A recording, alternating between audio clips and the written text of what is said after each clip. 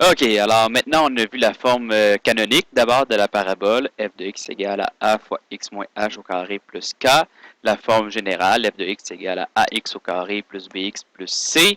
Maintenant il nous reste une troisième forme à voir qui est la forme factorisée. Donc passage de la forme générale à la forme factorisée. Alors on va commencer par un exemple. Si on considère la fonction f de x est égale à 3x au carré moins 9x moins 9x moins 54. Alors là, on a la forme générale. Hein? A c'est 3, B c'est moins 9 et C c'est moins 4. Si je le factorise, parce que ça reste un trinôme, on a déjà vu comment factoriser des trinômes. Hein? Le chapitre 2 portait là-dessus au complet. Alors, on peut factoriser ce trinôme-là. On va commencer par mettre 3 en évidence, parce qu'on sait qu'il faut toujours faire une mise en évidence simple quand c'est possible. Mais en fait, maintenant, dans la fonction quadratique, quand on veut passer de la forme générale à factoriser, il faut toujours mettre le paramètre a en évidence. Des fois, ça va donner des nombres pas beaux dans la suite, mais il faut toujours mettre le a en évidence. Donc, on le fait. Alors, on sort le 3, donc je vais diviser les trois termes du trinôme par 3. Ça va faire x au carré moins 3x moins 18. Et je vais factoriser ce trinôme-là avec le produit somme. Donc, je cherche deux nombres dont le produit donne moins 18 et la somme donne moins 3. Ces deux nombres-là, c'est moins 6x plus 3x, moins 18. Et là, après ça, je fais une double mise en évidence. Donc, je mets le x en évidence ici, le 3 ici, et on obtient 3 fois x moins 6 fois x plus 3. Et voilà, ça c'est la forme factorisée. Donc la forme factorisée, un peu de manière plus théorique, elle s'écrit comme ça. F de x est égal à a fois x moins x1 fois x moins x2. Le a, c'est le même que dans la forme générale, la forme canonique.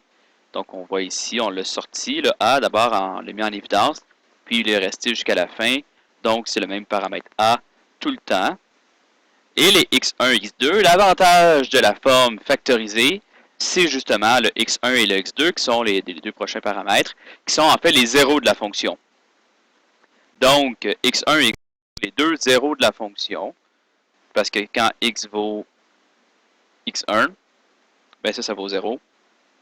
Puis 0 fois quelque chose, ça fait 0. Puis si x vaut x2, ben on a ici 0. Puis là, ben la multiplication donnerait 0 aussi. Alors, x1 et x2, ce sont les deux zéros de la fonction. Par contre, ils sont soustraits. On voit ici que c'est soustrait, c'est moins x1 et moins x2.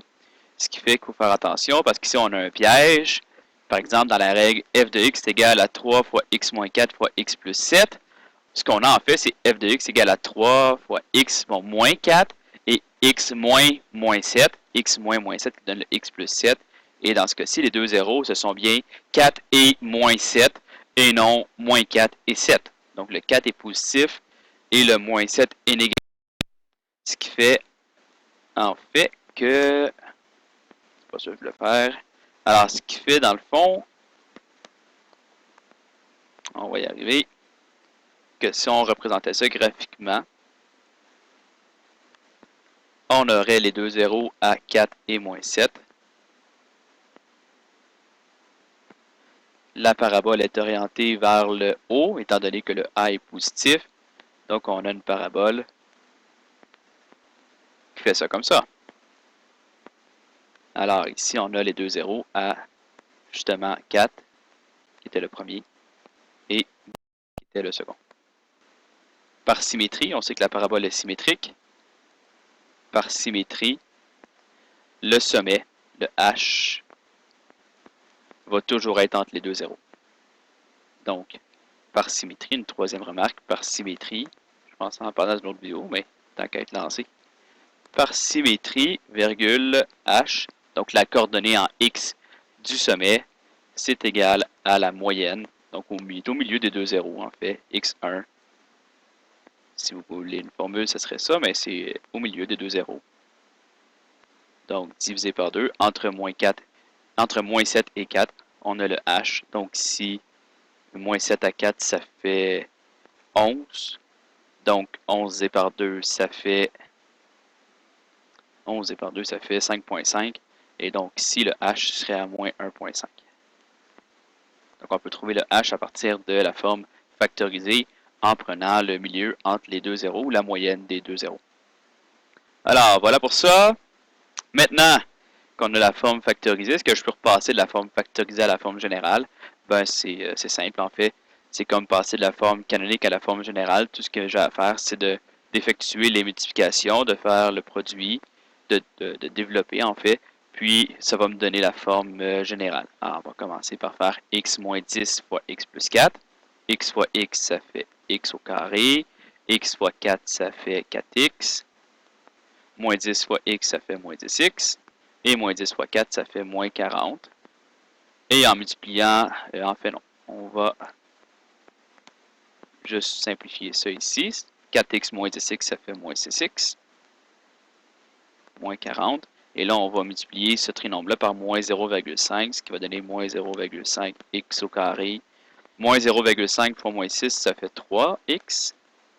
Et moins 0,5, moins une demi fois moins 40, ça fait plus 20. Et voilà, on a la forme générale.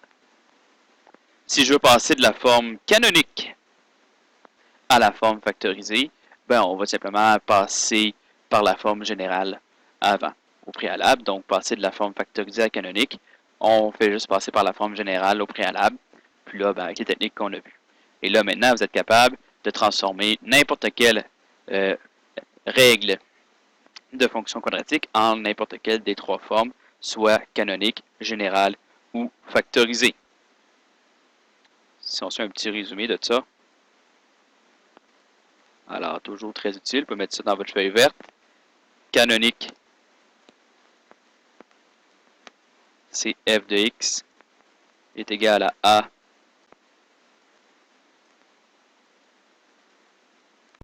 a fois x moins h au carré plus k. Et là, l'avantage, c'est que HK,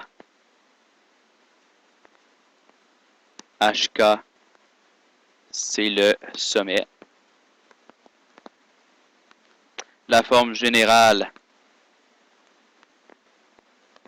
c'est f de x est égal à ax au carré plus bx plus c. Avec les paramètres qui sont en fait a, b et c. Je ne les ai pas mis en couleur, je vais les mettre en couleur. Alors, ax au carré plus bx plus c, où c, on se rappelle que c'est la valeur initiale.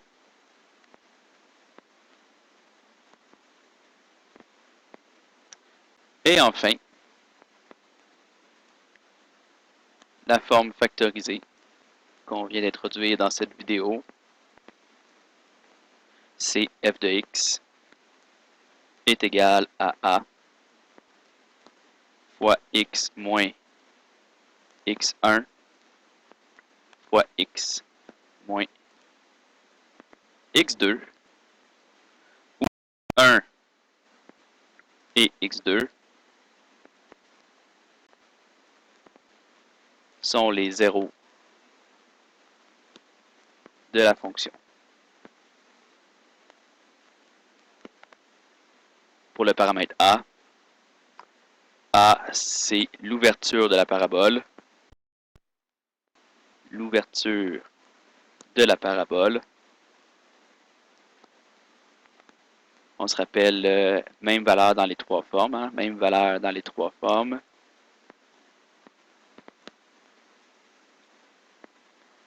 Dans les trois formes. Et on se rappelle que si a est positif, la fonction est orientée vers le haut. Si a est négatif, la parabole est orientée vers le bas. Alors voilà, ces sont les trois formes de la fonction quadratique. J'espère que c'est clair pour tout le monde. Maintenant, les exercices que vous avez à faire, vous devez transformer les règles dans les deux autres formes. Avec les techniques qu'on a vues dans cette vidéo-là, Et dans l'autre vidéo, ce qu'on passait de la forme canonique à la forme générale.